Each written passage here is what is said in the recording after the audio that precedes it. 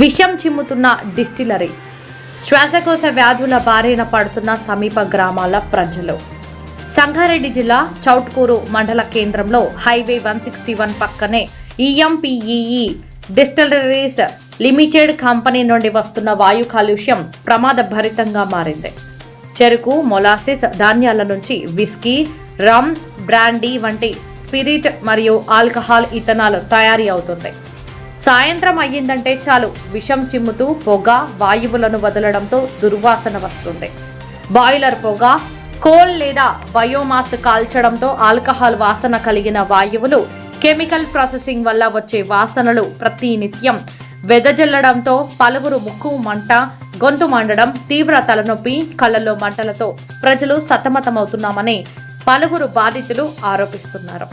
ఫిల్టర్లు గడువు దాటడంతో ఎంప్లాయింట్ treatment plant ETP సరిగా నడపకపోవడం కారణంగా వాయు కాలుష్యం ఏర్పడుతుందని పొల్యూషన్ బోర్డు అధికారి ఒకరు వెల్లడించారు.